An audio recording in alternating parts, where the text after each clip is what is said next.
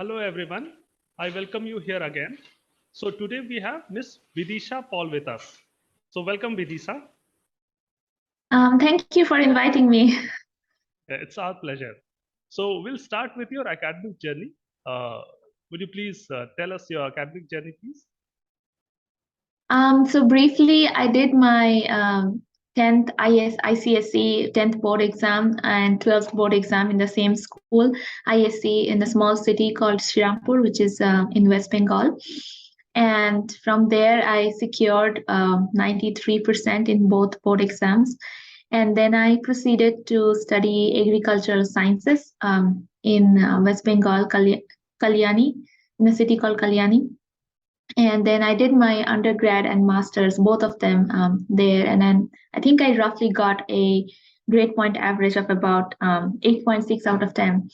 Although my initial interest was not doing agriculture, I wanted to study chemistry.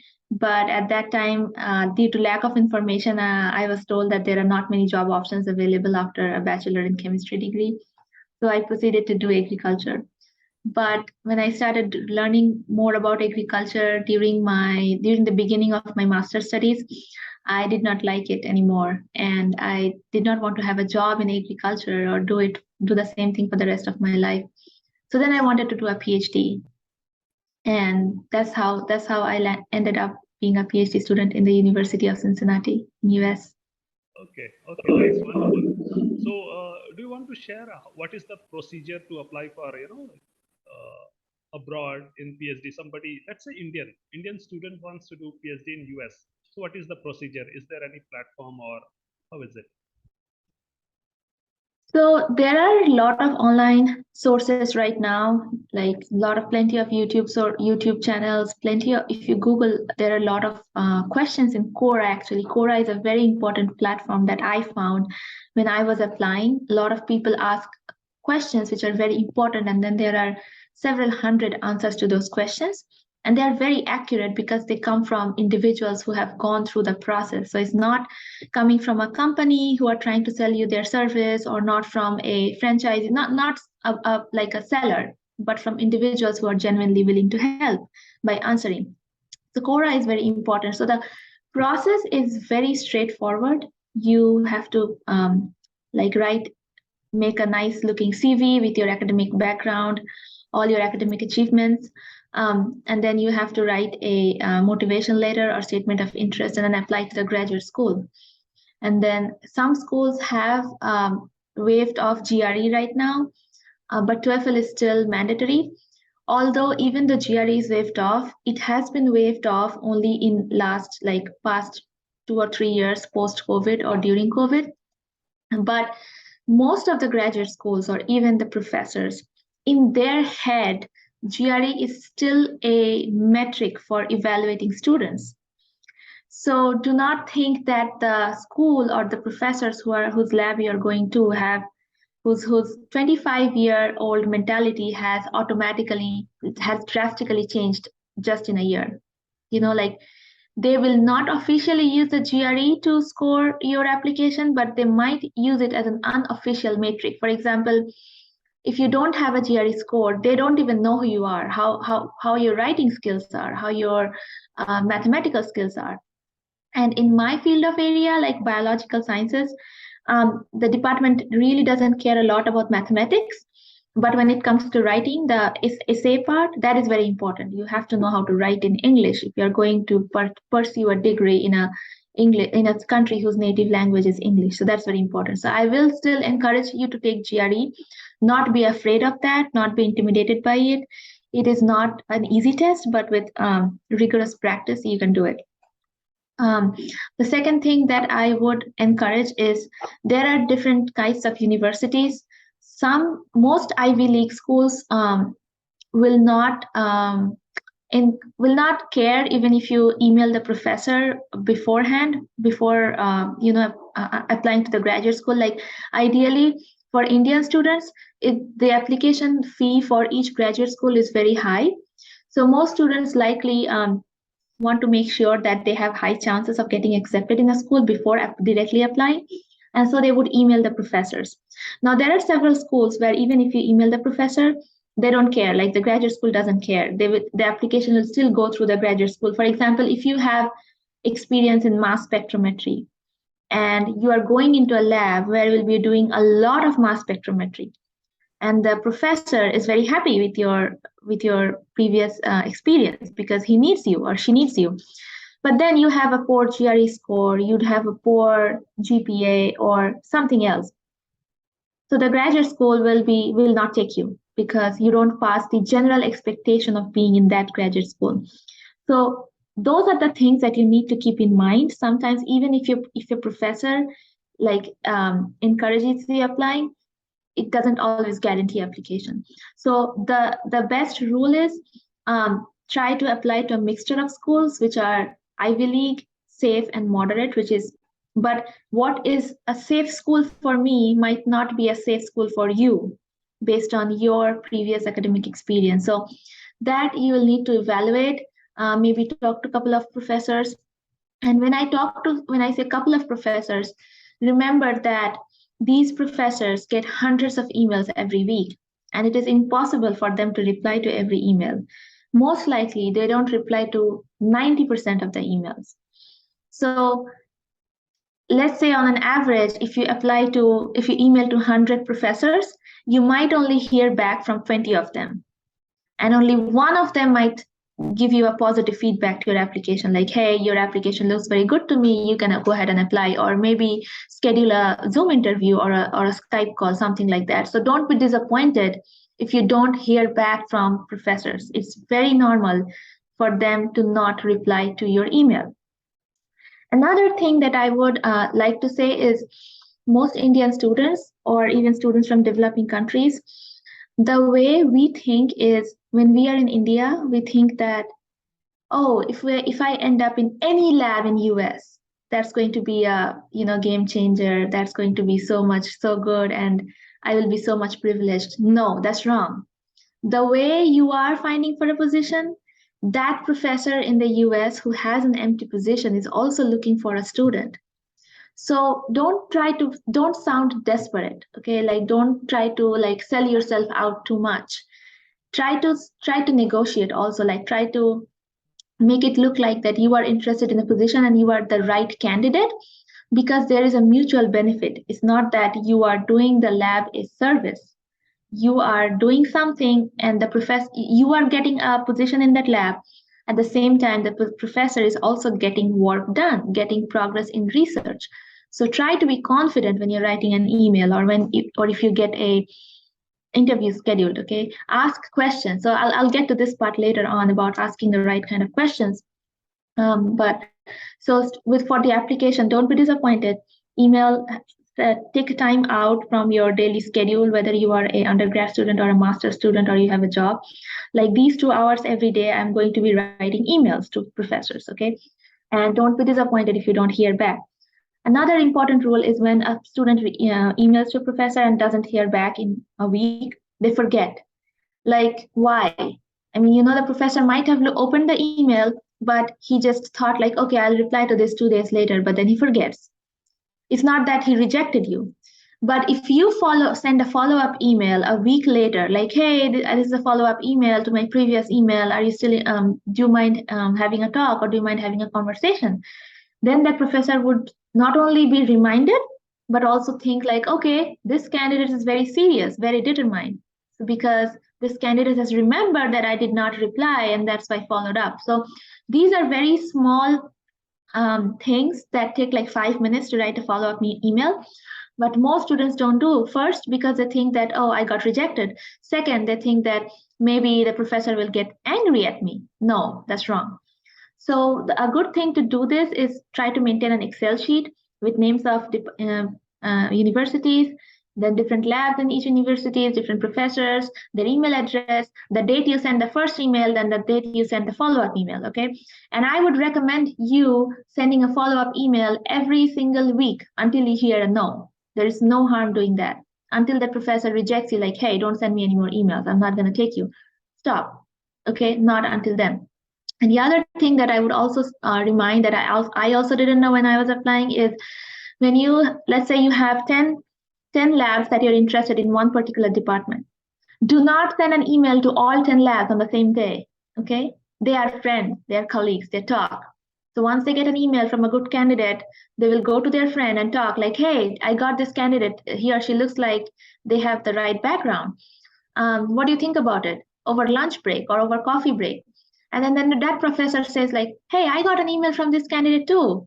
Seems like this candidate is interested in everything, or which means they are not interested in anything in particular. So that's not a good candidate. So don't do that. So that's when the Excel sheet comes in very handy. So once you send an email to a professor, send only to one department at a time. In that particular university. Okay, one professor in one department at a time. You can send to multiple departments like cell biology, molecular biology, one professor each, but not to the same department. And then once you're done with, once that professor does not reply in 7 days, you can send to another professor even when you send a follow-up email to that professor, because then you have a reason that, okay, you didn't reply in 7 days, so I went ahead with another lab, but not in the same day. So yeah, these are mostly the things that I can remember for the application procedure, which will not be listed in any online source or in a YouTube channel or Quora, but these probably come from personal experiences. Yeah, thank you so much. Thanks for sharing so insightful, experience with us. So, do you want to share something about your career aspirations once you complete your PhD? Do you want to go for academics or corporate? What is your aspirations? Sure. So when I started my PhD, I was interested in doing a postdoc like everyone else. Most people who complete their PhD want to go for a postdoc. But then as I talked to more people and learned more about career options, I realized that academic positions is not something that interests me any longer, because a lot of reasons. First is the compensation is very low. People get paid in academia very less as postdoc here, which might not be less in terms of like when you convert it into Indian currency, it might be still a lot of money. But when it comes to living long term in US or any other country in Europe, it's not really as much as they make you work for. So you probably work more as a postdoc than in an industry position, but get paid 1/3 of what you get paid in an industry. That's a big difference. And secondly, postdoc position is temporary. So you'll have to keep finding for more positions, but industry positions are not really like that. And then it's really difficult to switch from academia to industry after having gone through so long academic period. But there are people who really like being in academia. They want to be professor. So that's a totally different thing. I do not have much information on being in academia or what are the perks of it, but just because I have pursued a PhD degree, or my PhD degree is mostly focused on gene editing, cell editings, and things which can be directly transferred to biotech or pharmaceutical industries, which deals with treating cancer or other diseases. So I'm really interested to see my work making an impact in real time. So yeah. Okay, thank you so much for sharing your learning and experiences. Is there anything else you want to share with all the viewers? Yeah, one thing I wanted to share with all the viewers, and I also made an article which is in my LinkedIn profile, and also I shared it in my Facebook profile, which is when a candidate comes in for like, or even has got an offer letter from a university, that candidate is very excited first to get an offer letter, which is a nice thing, to be excited to get into the lab you want. But there are a lot of things that the candidate fails to know before joining the lab, because first of all, PhD is not a marathon, not a sprint. It's not a 30-second sprint. It's a marathon. You have to be doing the same thing over and over and over again for 6 years until you succeed. And there will be, most of the times, there will be no one to support you, no one to tell you what to do, no one to even tell you if you made a mistake. So you will have to find out if you have made a mistake. You'll also have to solve the mistakes. And then, so there are a lot of things that you'll have to do in a small time. That's why PhD is regarded as the highest degree, because that amount of training you would not get in any other degree. That amount of pressure and then surviving through that pressure you would not get in any other degree. But again, to survive through that pressure, there are some basic things that you need to have, like, just to survive, you need air to breathe, and then you'll be able to do other things. So something similar. For example, when you're coming in, you get an offer letter. It is very important to ask the PI of the lab a few questions which are very important, such as, what are your expectations from graduate students? Like, are they required? A list of expectations can be a lot. Are they required to be in lab every single day, 9 to 5, or what is the typical lab duration? Especially for international students, it's very important to know how often am I allowed to take vacations, and how long can be the vacations. If you're going home to India, it has to be minimum of 1 month, right? And then if you're going for 1 month, how often can you go? This is very important also for people who are going to be doing their PhD in wet lab, where they have to work with live animals, because you can go home but you cannot leave the animals behind without being fed, so someone has to be there. So how does the professor deal with such kind of situations?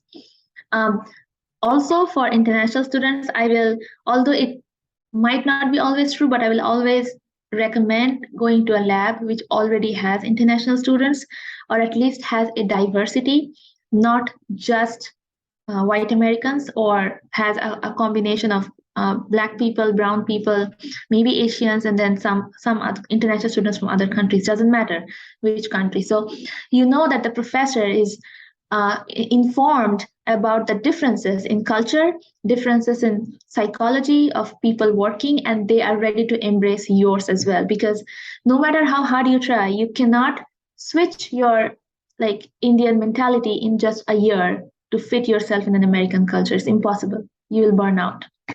So the professor has to be cognizant of those differences and accept you as you are. The next question that you would be asking is, how do the publications work? How does authorship work? So how do you determine who would be the first author in a paper? How much does it take to do? How much work do I have to do? Am I allowed to have side projects? Am I allowed to collaborate with other graduate students where they will be the first author and I'll be second, third, or fourth authors? How does that work? Okay, so you need to ask all these kind of questions before you join a lab, because once you are there is no going back. Then you also need to talk to the colleagues who will be in your lab, other postdocs or other PhD students. Not likely they will give you a very honest feedback about their PI at that time when they're in the lab, because they're already there. But at least you get to know what kind of people they are, because if you are getting trained from those people initially, if you're going to collaborate with them, you will know that, okay, I have to work with this person for 5 years or for 3 years. Is it going to be easy?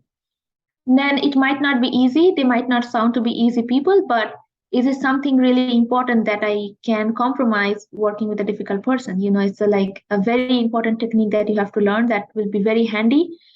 So you can compromise with their working behavior. But you need to know that. You need to know that before you are surprised. You cannot be surprised, because there will be already so much surprise. You have to go to a different country, find a house, make your own meals, or maybe eat food that you don't like for several days or months. So there will be the weather, so much surprise already. So you cannot expect surprise in your lab. Then another question that you need to ask is, will you be a TA or a RA? Which will you be a teaching assistant or a research assistant? So if you are a research assistant, it's not always good. You don't have to TA, which means you don't have to teach. But also, what project will you be in? Does that particular project align or is the same as the project which interested you in that lab in the beginning? Or it's a different project? If it's a different project, then does that project interest you? Or are you allowed to work in your side project while working as an RA?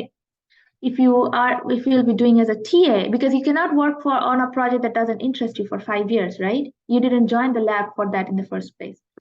If you'll be working as a TA, which course will you be teaching? How long? What is the work commitment? How long does it take every week?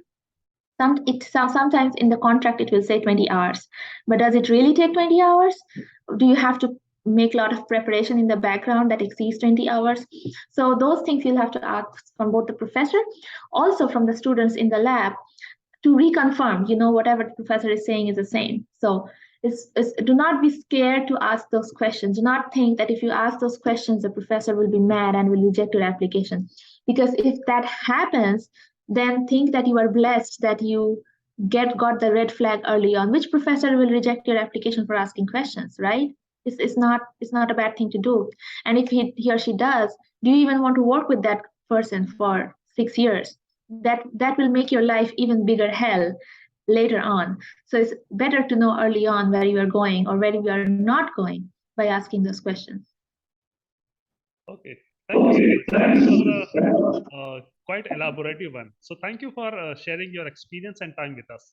Thank you, Bidisha. Thank you. I'm happy to share. Thank you.